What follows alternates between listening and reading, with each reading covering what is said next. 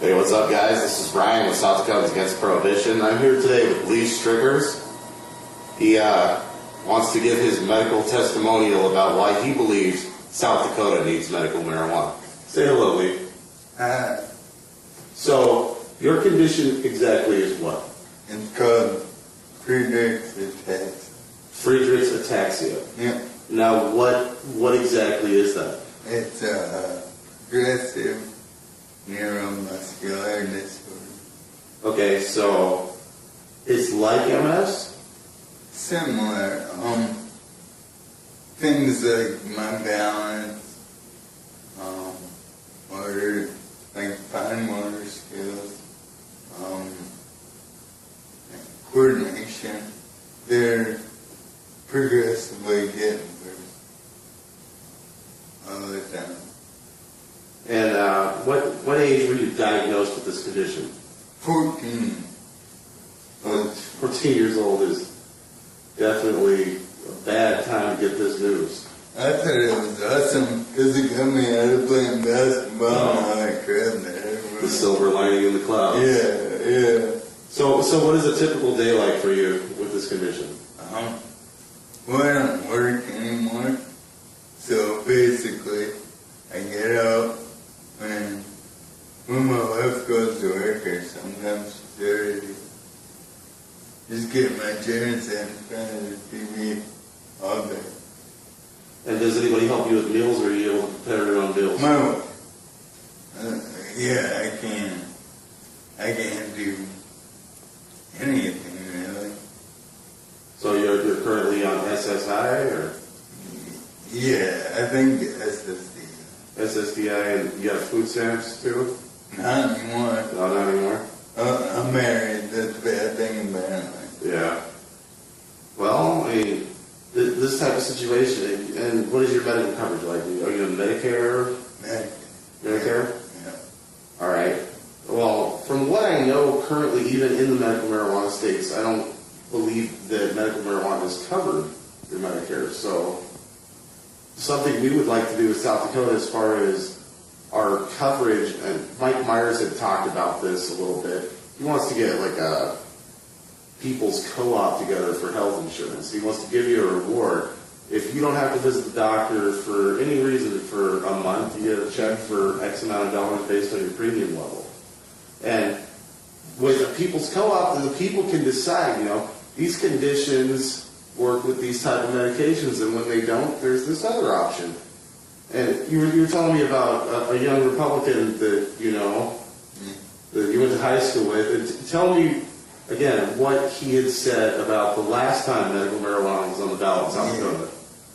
So last time we voted, we lost a little bit, I don't know. It doesn't matter. Anyway, I might have known why people voted against it. And he told me he did. So I asked him, and all he said was, because we don't need it. Right? He doesn't need it. But a guy like you could probably use it. Right. Now, did you have experience with cannabis in your history? For my bachelor, we went to Colorado. You went to Colorado? Yeah. And when was that? When did you get married? I got married in September. Well, there you go. Congratulations. Yeah. We went out there in July. June or July. So it was definitely this year after legalization had happened. Oh, yeah. Yep. And so how did you feel when you had ingested the cannabis? And how did you ingest it? Did you smoke it? Did you have an edible? Both, actually. Yeah, we got some edible. We smoked, basically. Yeah. And because there is a difference in the effect. Yeah. A definite difference. Which effect worked for your condition better? Was it the edible form or was it the smokable form? The smokable form is you end it, so that's going to help right now. But that didn't seem to last as long as the edible. The edibles really. Once I hit you, it's like it's slowly hits you and it lasts. And I think that type of ingestion probably works better for a guy like you who wants to constantly be smoking. Oh yeah. You know, when you can just have a couple cookies and call it good for Right. 8 to 10 hours. Yeah, exactly, because just smoking in general is hard on your lungs. Yeah. There's not that tar and crap like cigarettes, but just the smoke that, yeah. Does your condition affect your breathing, like your diaphragm muscles? Kind of like, what it affects is my swallowing. It has to affect my swallowing muscle. So it makes me cough a lot, like, it sounds like I'm choking, but I'm not. I can do it on my spit. It happens a lot when I drink any smoking. Yeah. Smoke does that. So it makes smoking hard. So you would definitely say you would prefer edible medication to smokable medication. I think so. Have you ever tried a vaporizer? No. From my experience with all three, because I do have experience with all three, the vaporizer is definitely a lot less harsh on your lungs. Yeah. It's more of a smooth entry, but it's got a very similar punch level to, I would say vapor is the mid-range between smoking and dabs. Okay. The concentrates.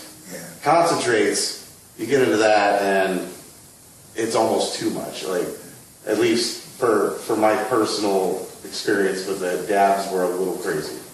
What I really liked about Colorado and like what's preventing medical marijuana here is on Colorado they would tell you exactly what each strain does. Like this one, well, if you relax, this one does this. It was cool. They really break it down for you. Yeah, big time. I mean, I had no idea when I got out there what I was getting into, but you just, when they let you in the room, this is a room full of little jars and both places we went to did it super professionally, like it was nice. Like they put it in little bottles and no one out there was all, method out. Yeah. Because this gateway drug argument, it comes, this is what Governor Dugard told me, was it's Schedule 1, it has no medical value, which we know is bullshit. Yeah. 2, the gateway drug argument, if you smoke this, you're going to get into this, and this. Well, I mean, would you agree with the statement that mama's boob is the biggest gateway drug? Because it starts there. Right. It moves to chocolate milk and juice. Yeah. And then a few years later, you start sneaking wine coolers, Right. and you have a cigarette. Yeah. There's so many other steps before marijuana would probably ever come into your life. So I'm going to say that argument is absolutely bullshit. Yeah, Colorado proves that. Like their crime rate has gone down because, of course, they're not arresting people for weed, which is shown.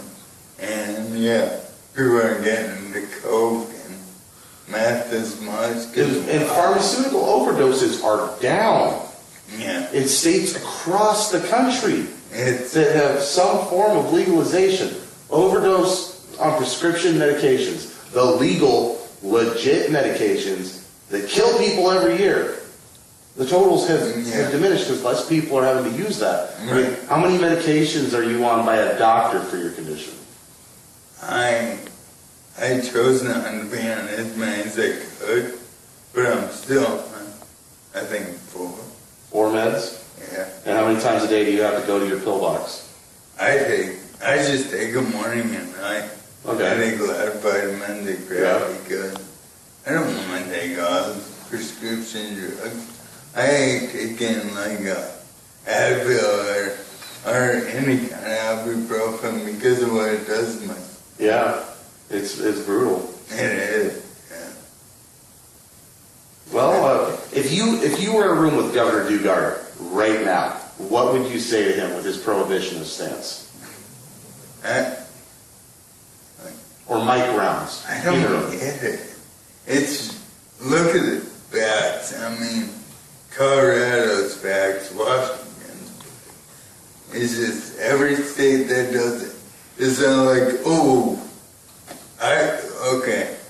I heard Colorado said their first few months were insane.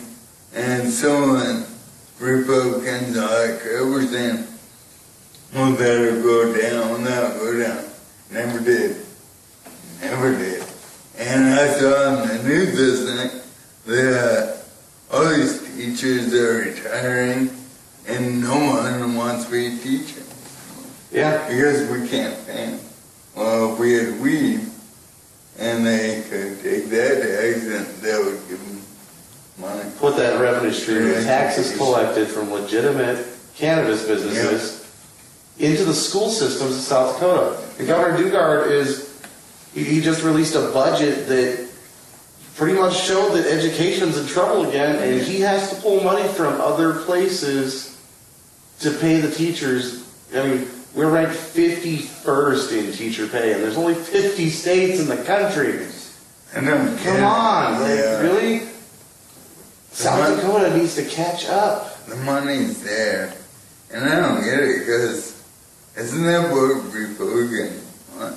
The Republicans want money. Yeah. There's $10 million a year minimum. They're money hungry and they're pro-life. And you know what? Cannabis is the answer to both of those situations. Yep. Exactly. It's ridiculous. And that's what we need to fix that. And like everyone always says, oh, don't just bitch about it on Facebook. No. Do something. And so we are. Exactly. Yep. Anything else you'd like to say to SDAP while we're here? Good work. Someone needed to do it. I'm glad. People like Ryan. He says, awesome. I try. Yeah. But it's not me alone. There's plenty of activists. I mean, John's running the camera here today. He's very, very crucial to the facts that we find and publish through SDAP. He watches a lot of the documentary footage as a screener before any of it actually goes into the timeline. I do a lot of screening, but with everything else that I'm doing with SDAP, cutting like this footage. Today, I'm flying alone in video editing. We have a small team that's all volunteer basis. This is a no money operation. Yeah. And we just do what we do to get people aware. And sometimes we say fuck and shit and damn, but you know what? It's all in good taste, and it's all to convey the point that this prohibition is the problem. Cannabis is not the problem. The laws, the archaic bullshit, it needs to stop here in South Dakota. Yeah, it's just, like I said before, it's ridiculous. There's facts. Everybody has Google on their phone. Like, you gotta, maybe someone needs to shut down. I sound like Peter. Yeah. And the thing is, I would love that opportunity to sit down with Governor Dugard, as I had with Mike Rounds. Mike Rounds just didn't want to hear any of it. Yeah. He called the patent a hearsay rumor. Yeah. He called the medical farm a hearsay rumor. Well, if it were hearsay rumors, then why are there medical studies being done, approved by the FDA, and the National Institute for Drug Abuse has to give you a second approval for your study to prove that it works for a condition like PTSD. Right. There's a conflict of interest there. And then for him to just refute it as hearsay, that was just ignorant. I talk about the benefits it has for someone like me. Yeah. I have muscle spasms. It's crazy. My legs will just randomly jump. Like, even if I'm under my bathroom counter, I don't need the bathing gunner. It definitely relaxes that crap. I had these horrible cramps in my feet. And it feels like my foot's doing that, but Yeah. cannabis would help that crap. When I was 17, I had my back fused, and like so I always have back pain. And I remember, like shortly after I did it, I saw a chiropractor, and he said the only way I wouldn't have pain would be if I went to a chiropractor every month. Yeah. No, that's not gonna happen. Yeah. That can get really costly. Just treating things rather than preventative measures of cures. And sometimes all you're left with is treatments until they figure out methods to cure. But we're about out of time today, but thank you for watching this medical cannabis documentary footage right here on SDAP. This is Brian with SDAP signing out.